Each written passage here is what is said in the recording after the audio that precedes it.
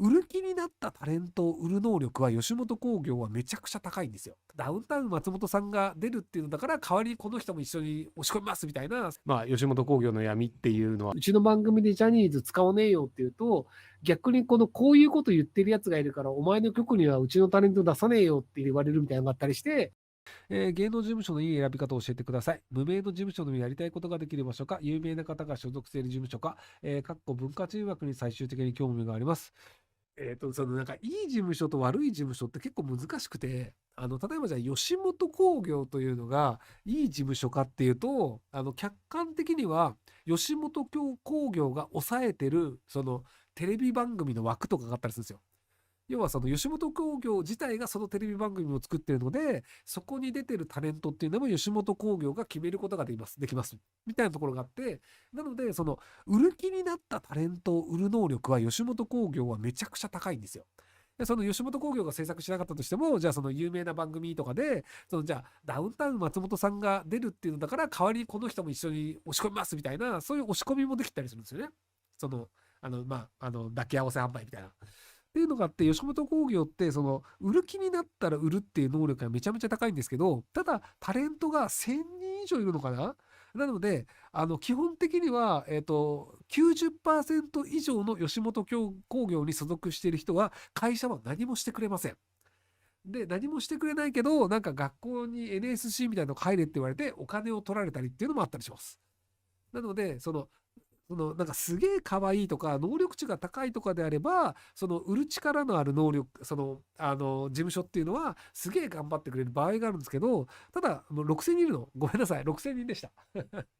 なので、基本的にはめちゃめちゃ可愛いとかなんか喋れるとかっていう能力がないのであれば、その大手事務所に入ると埋もれて終わりです。で、ちっちゃい事務所の場合は、そこら辺が要は、二人三脚で頑張ろうと思っている人しか採用されなかったりするので、採用されると二人三脚で頑張ってくれるっていう場合もあるんですよね。で、ただ、文化人って基本的にギャラ安いのと仕事が限られるんですよ。要はバラエティ番組に芸人さんとか、じゃあ歌手ですとかになると、じゃあなんかライブやりますとかっていういろんな仕事があって売り上げ立つんですけど、文化人って、じゃあそのホールは借りて、じゃあ1000人客入るかっていうと入らないじゃないですか。でも芸人さんがじゃあお笑いのライブやるよっていうと1000人の入るとか、じゃあ歌手ですライブやりますっていうと1000人入るとかっていうのができるので、基本的には文化人って儲かんないからあまりやりたがらないんですよね。ただ、吉本みたいなところが文化人枠で入る人がなぜいるかっていうと、何にもしないんですよ。何にもしないんですけど、一応なんか吉本の所属してるっていうのになると、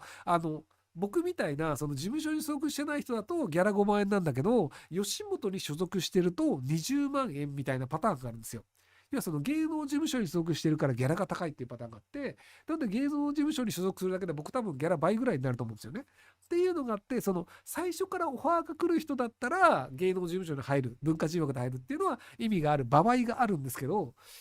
ただ、営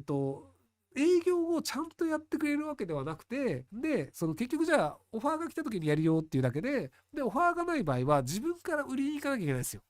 なので、じゃあ、例えば僕が吉本に、じゃあ吉本に所属して、文化人枠、芸能事務所枠でギャラ倍になったとしても、吉本が仕事を取ってくれるわけではないので、じゃあ自分で仕事を取るために動きますってなると、じゃあ自分でマネージャー雇って動いた方がいいよねってなると、結果として芸能事務所に所属しないで自分で雇って営業した方がいいよねってことになっちゃうんですよね。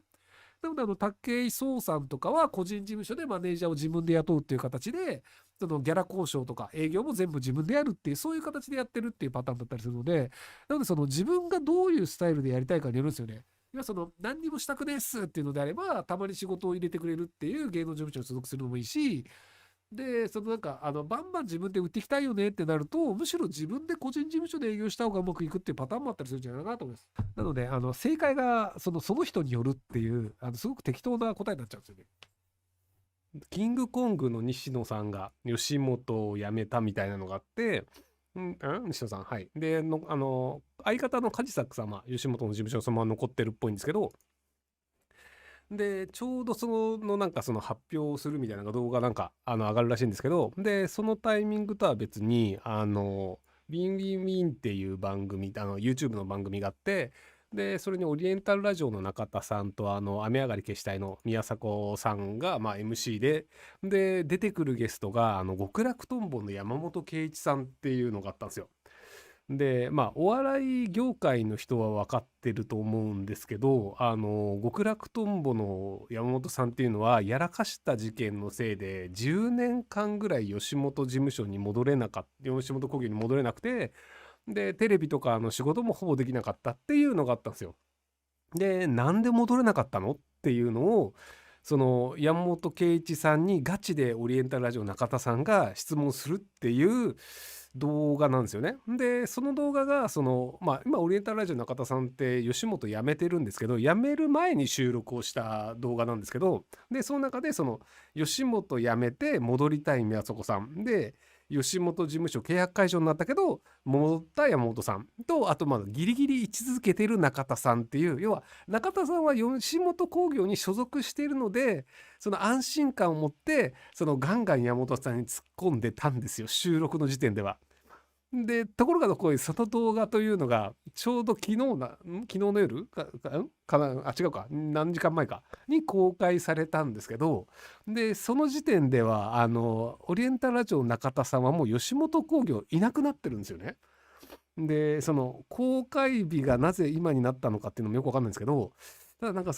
吉本辞めないとやっぱりそういうのって流すことができなかったのかなっていう勝手に思われちゃうじゃないですか。